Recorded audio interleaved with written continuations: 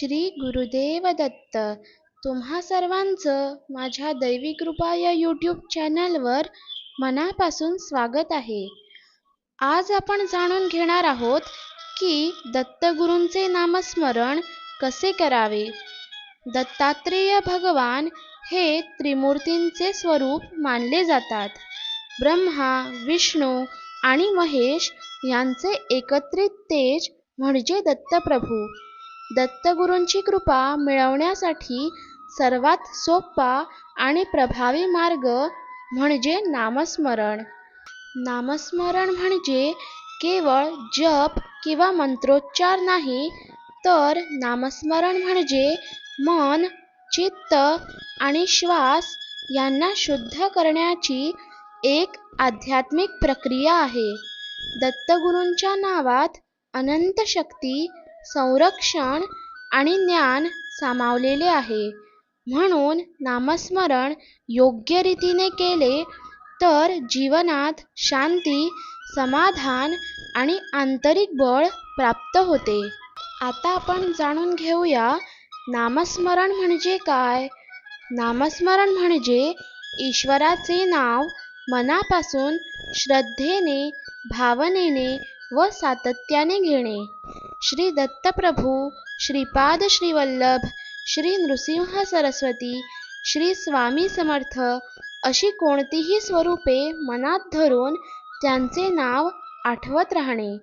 हे फक्त मंत्र उच्चारण नसून मनाला ईश्वराशी जोडण्याचा मार्ग आहे. दत्तगुरूंचे नामस्मरण का करावे. दत्तगुरूंचे नामस्मरण केल्याने मन शांत होते, भीती, चिंता, काळजी दूर होते, अहंकार वितळतो, कर्मबळ वाढते, कठीण प्रसंगातही धैर्य मिळते, घरात सकारात्मक कंपन तयार होतात आणि दत्तगुरूंची कृपा जाणवते. दत्तात्रेय हे करुणामयी गुरु आहेत. ते आपल्या भक्तांचं रक्षण करतात आणि योग्य मार्ग दाखवतात. नामस्मरण म्हणजे त्यांच्या कृपेशी सतत जोडून राहणे.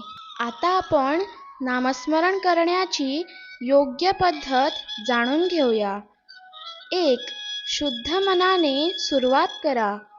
प्रत्येक दिवसाची पहाट ही नामस्मरणासाठी सर्वात उत्तम असते. उठल्यावर अंघोळ करून शांत बसून दत्तगुरूंचा ध्यास धरावा. मनात कोणतीही नकारात्मक भावना ठेवू नये. 2. एक स्थिर जागा ठरवा. घरात एखादी शांत, स्वच्छ जागा निवडा. जर दत्तगुरूंची मूर्ती किंवा चित्र असेल तर ते समोर ठेवून बसावं. नियमित त्याच ठिकाणी बसल्याने मन लवकर एकाग्र होतं. 3. दीर्घ श्वास घेऊन मन शांत करा. नामस्मरणाआधी 5 ते 6 वेळा दीर्घ श्वास घेतल्याने मन शांत होतं. मनातले सारे गोंधळ, चिंता आणि विचार सुटून जातात. 4. मंत्र निवडा. दत्तगुरूंसाठी काही प्रमुख मंत्र असे आहेत. श्री गुरुदेव दत्त, दिगंबरा दिगंबरा, श्रीपादवल्लभ दिगंबरा, ओम द्राम दत्तात्रेयाय नमः आणि ओम श्री गुरुदत्ताय नमः. 5. आवाज न करता मनात नामस्मरण करा. नामस्मरणाचा सर्वोत्तम प्रकार म्हणजे मनोमनी जप. हलक्या आवाजात मंत्र उच्चारा किंवा मनात शांतपणे जपा. मनातल्या मनात नामस्मरण केल्याने एकाग्रता दुप्पट वाढते. 6. भावना ठेवून नामस्मरण करा. भक्तीमध्ये भावना हीच शक्ती असते. दत्तगुरू आपल्यासमोर बसले आहेत, आपल्याकडे प्रेमाने पाहत आहेत, आपली काळजी घेत आहेत, अशी भावना मनात ठेवा.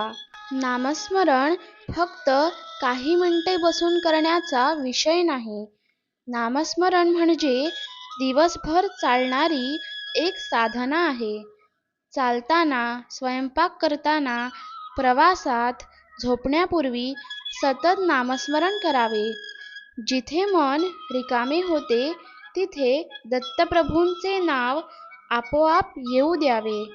हीच खरी साधना आहे. आता आपण दत्तगुरूंचे नामस्मरण करताना काही महत्त्वाचे मुद्दे जाणून घेऊया. 1. नियमितता ठेवा. दररोज नामस्मरण करणे महत्त्वाचे आहे. सातत्याने नामस्मरण केल्याने दत्तगुरूंची कृपा अधिक जागृत होते. 2. निस्वार्थ भावना ठेवा. फायदा किंवा इच्छा पूर्ण करण्यासाठीच नामस्मरण करणे योग्य नाही. मनात फक्त दत्तगुरूंसाठी प्रेम हवे. 3. कोणावरही राग, द्वेष ठेवू नका. दत्तगुरू हे करुणेचे मूर्तिमंत रूप आहेत. त्यांच्या नामाचा जप करताना मनात कटुता, द्वेष, मत्सर असेल तर जपाचा प्रभाव कमी होतो. 4. स्वच्छ आहार आणि विचार ठेवा. शाकाहार, हलका आहार आणि स्वच्छ विचार मनाला शांत ठेवतात. पण नामस्मरण करताना शरीर व मन पवित्र असणे महत्त्वाचे आहे. 5. दत्तगुरूंची ग्रंथे वाचा. श्रीपाद श्रीवल्लभ चरित्रामृत, श्री गुरुचरित्र, दत्त महात्म्य यांसारखी ग्रंथे वाचल्यास दत्तभक्ती अधिक दृढ होते. दत्तगुरू हे स्वतः मार्गदर्शक आहेत. आपण फक्त प्रामाणिक मनाने त्यांचे नामस्मरण करावे. ते आपल्या जीवनाला योग्य दिशा देतात. दत्तगुरूंचे नामस्मरण म्हणजे जीवनाला प्रकाश देणारे दिव्य साधन.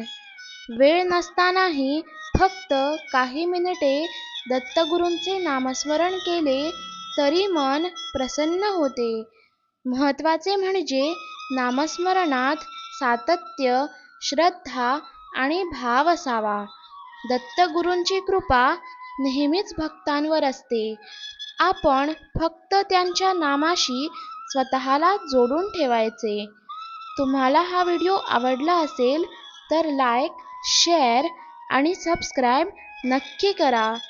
धन्यवाद. श्री गुरुदेव दत्त. जय सच्चिदानंद.